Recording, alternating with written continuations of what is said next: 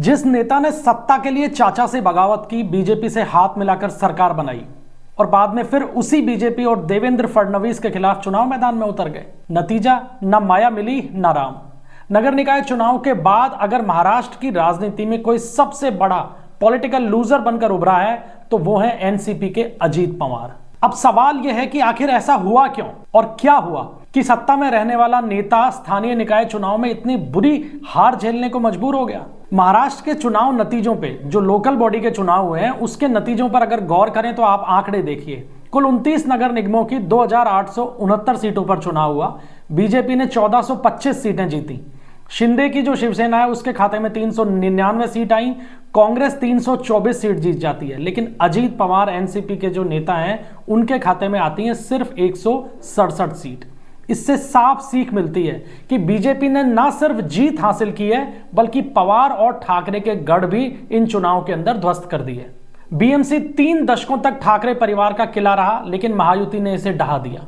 इसी तरीके से पुणे, जो पवार परिवार का गढ़ रहा, वहां बीजेपी ने 119 सीटें जीतकर अजीत पवार की राजनीति की चूल्हे हिला दी। अजीत पवार गुट को केवल 27 सीट मिली हैं और शरद पवार गुट को केवल 3 मिली, जबकि ये जीत का दावा कर रहे थे। और कुछ ऐसी ही स्थिति अजीत पवार की पिंपरी चिंचवाड़ में हुई, जो एनसीपी का दूसरा गढ़ माना जाता है। वहां 132 सीटों में से बीजेपी ने 84 सीट जीती और एनसीपी को केवल 37 सीटों पर जीत हासिल हुई। अजीत पवार ने लोकल बॉडी इलेक्शंस में जो अलग लड़ने का फैसला किया था वो किया ही इसीलिए था कि कैसे भी करके पुणे और पिंपरी चिंचवाड़ की जो निकाय हैं उस पर काबिज हुआ जा सके। हालांकि 2017 में भी यहां पे बीजेपी ही जीती थी, लेकिन इस बार अजीत पवार बीजेपी के साथ सत्ता में है। इसके बावजूद उन्होंने दांव खेला इन दोनों निकायों पर कब्जा करने का, लेकिन नतीजा क्या निकला? सिफर। दरअसल राजनीति में जो खुद को सबसे बड़ा ज्ञानी समझता है अक्सर सबसे बड़ी मात भी वही खाता है, और अजीत पवार के साथ में ऐसा ही कुछ हो गया। जो कभी महाराष्ट्र का सीएम बनने का ख्वाब देखते थे, आज अपने अस्तित्व की लड़ाई लड़ने को मजबूर हो गए। और याद कीजिए, देवेंद्र फडणवीस ने अजीत पवार को सत्ता के शिखर तक पहुंचा दिया एक बार फिर से, जबकि वो नेपथ्य में जा चुके थे। उन्हें डिप्टी सीएम बनाया, विधानसभा चुनाव में पार्टनर बनाया, जबकि सब विरोध कर रहे थे कि अजीत पवार के साथ में गठबंधन नहीं किया जाना चाहिए, यानी उन्हें महायुति में नहीं लिया जाना चाहिए। इसके बावजूद देवेंद्र फडणवीस ने अजीत पवार को साथ रखा और जबरदस्त जीत जो मिली महायुति को, और उसमें जो अजीत पवार ने सीटें जीती उसके अंदर बीजेपी समर्थकों का बड़ा रोल था। और वही अजीत पवार सिर्फ अपने निजी लाभ के लिए चाचा शरद पवार से गठबंधन कर बीजेपी के खिलाफ ही चुनाव मैदान में उतर गए। अब अजीत पवार ने इस पूरे घटनाक्रम में गलती क्या की? पहली गलती तो यह कि उन्होंने गलत गठबंधन को चुना। महायुति में जब वो सत्ता संभाल रहे थे प्रदेश की, तो फिर उन्हें एक बार फिर शरद पवार के साथ जाने की जरूरत क्या थी? गठबंधन को तोड़कर बड़ी गलती की, जिसका उन्होंने खामियाजा भी अब उठा लिया है और आने वाले दिनों में और उठाना पड़ेगा। दूसरी जो गलती अजीत पवार ने की वो ये की कि उन्होंने चाचा के साथ गठबंधन तो किया ही, लेकिन चुनाव प्रचार के दौरान उन्होंने बीजेपी और देवेंद्र फडणवीस के ऊपर जमकर आरोप प्रत्यारोप भी लगाए। यहां तक कि सत्ताधारी बीजेपी पे भ्रष्टाचार के आरोप भी लगा दिए। नतीजा क्या हुआ? बीजेपी का पूरा कैडर जबरदस्त तरीके से अजीत पवार के खिलाफ खड़ा हुआ और एक तरीके से सुपड़ा साफ कर दिया निकाय चुनाव में अजीत पवार की पार्टी का।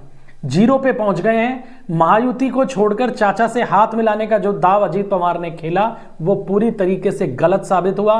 ना उन्हें मेयर के पद मिले, ना किसी बड़ी जगह की सत्ता मिली, सिर्फ कुछ पार्षद जिताकर अजीत पवार अब ठंडे बस्ते में जाते हुए दिखाई दे रहे हैं।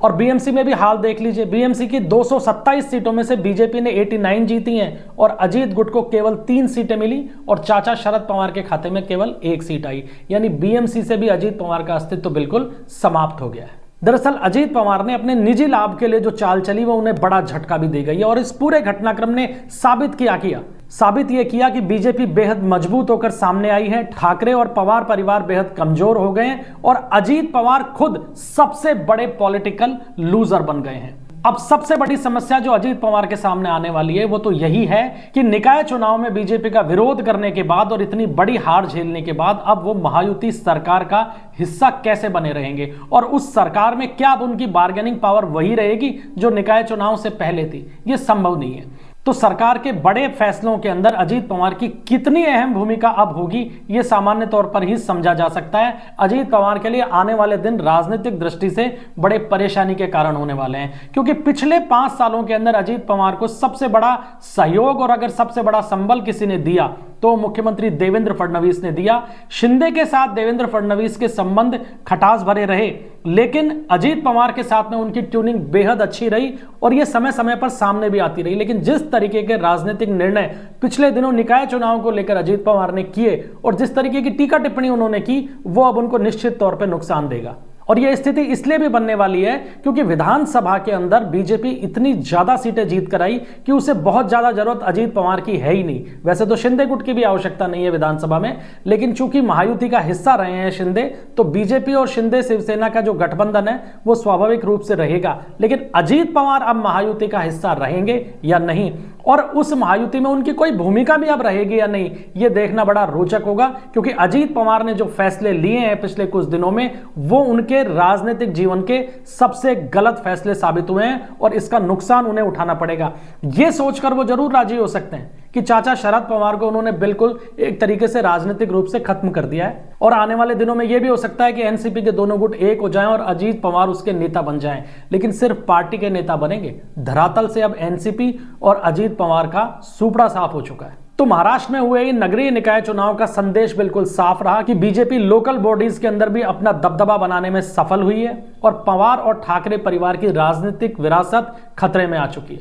अब आप क्या मानते हैं, क्या यह अजीत पवार की सबसे बड़ी भूल रही कि उन्होंने गलत गठबंधन में चुनाव लड़ा और सीधे बीजेपी और देवेंद्र फडणवीस पे निशाने साधे? कमेंट में अपनी राय जरूर दीजिएगा। वीडियो अगर पसंद आया हो तो इसे लाइक कीजिएगा, शेयर कीजिएगा और चैनल को सब्सक्राइब करना मत भूलिएगा। मिलते हैं अगले वीडियो में, तब तक के लिए इजाजत दीजिए। जय भारत, जय महाराष्ट्र।